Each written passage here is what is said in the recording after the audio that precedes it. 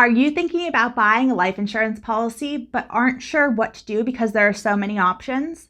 Well, stick around to the end of this video because we're going to go over the 5 different types of life insurance policies so you'll know exactly what to expect.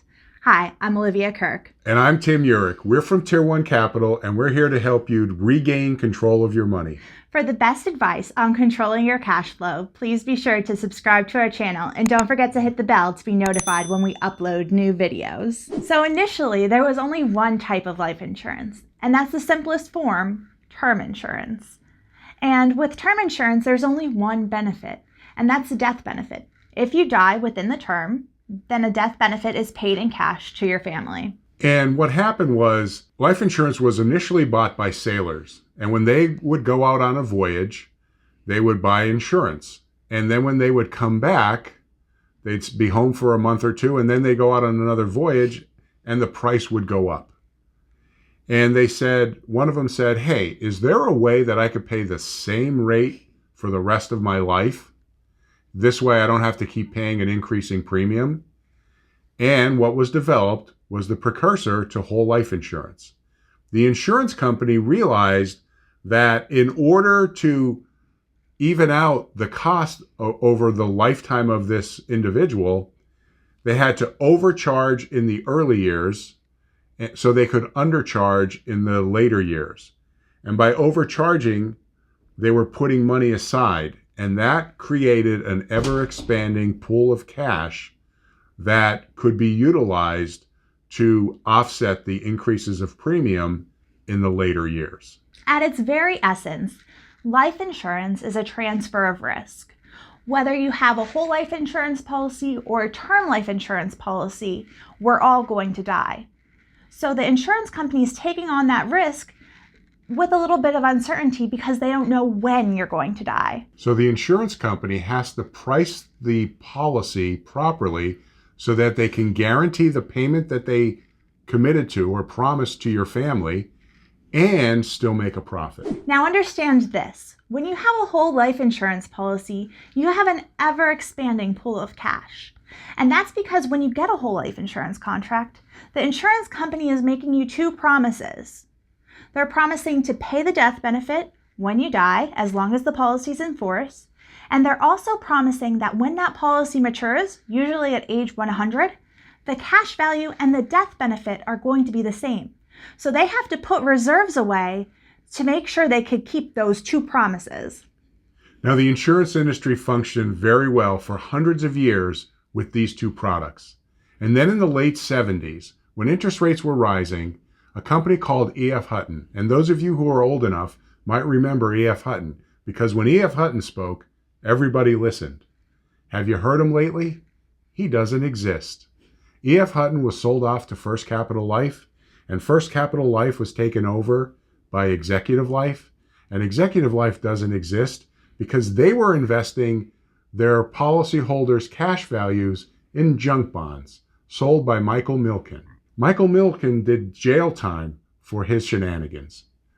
But the bottom line is that life insurance, universal life insurance, is really term insurance with a side fund invested at market interest rates. So every year, the cost of that annual renewable term policy is increasing, and eventually it's going to hit a break-even point, and it's going to start eating away at your cash values. And so it transfers the risk of insurance and investments back to the policyholder. Understand that with whole life insurance, you could never take a step backwards.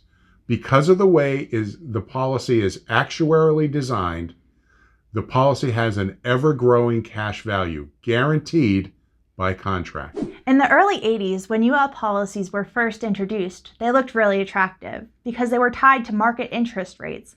And at that time, CDs were paying 15 to 16%. But by the mid-80s, market interest rates started to stabilize, and so UL policies didn't project as well.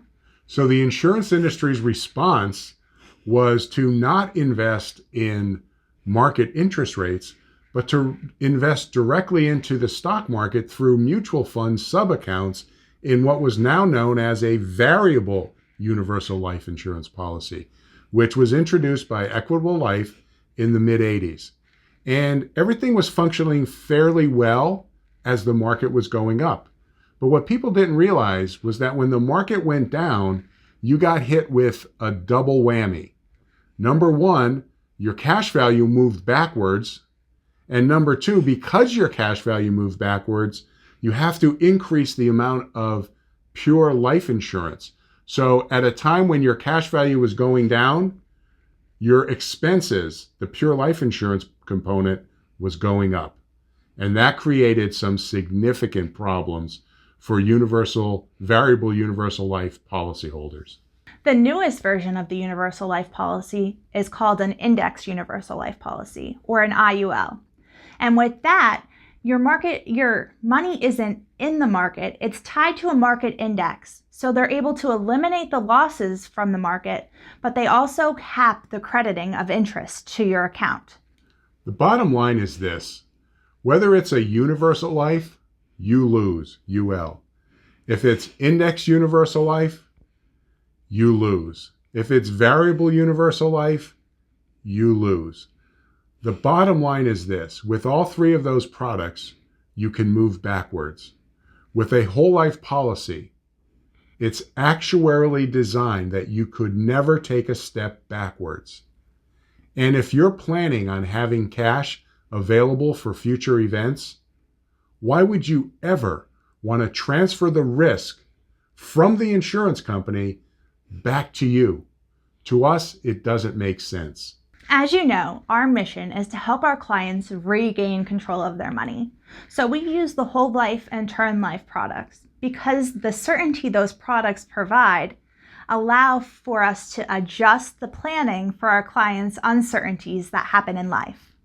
We know that life has a lot of uncertainties that come along with it. And being able to position our clients in a way that they can react and adjust and thrive during these uncertain times creates an opportunity for them to take advantage of uncertainty rather than become a victim of uncertainty. If you'd like to get started with planning for life's uncertainties, please be sure to visit our website at tier1capital.com to schedule your free strategy session today. Also, if you like this video, please be sure to give it a thumbs up and don't forget to subscribe. Also, leave us a comment down below. Let us know what topics you'd like us to cover in the future. Thanks so much for watching our video. And remember, it's not how much money you make. It's how much money you keep that really matters.